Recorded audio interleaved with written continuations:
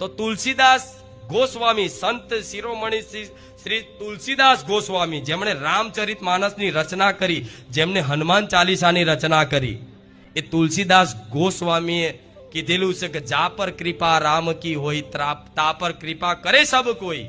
જેની પર રામની કૃપા છે એની પર તમામ દેવી દેવતાઓની કૃપા હોય ને. આ સંતની વાત છે, મહાપુરુષની વાત છે, જેણે ગ્રંથોની રચના કરી, જેણે ભગવાનનું ચરિત્રનું લેખન કર્યું.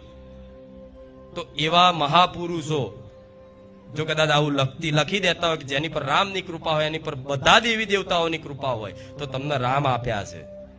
તો તમે નહીં માગો ને કે આશીર્વાદ, તો એ મારા હાલવા પડશે. સાસુ ખોટું? પેલા દિવસ રામના એક ભક્ત આયા હતા, ખબર છે ને તમને?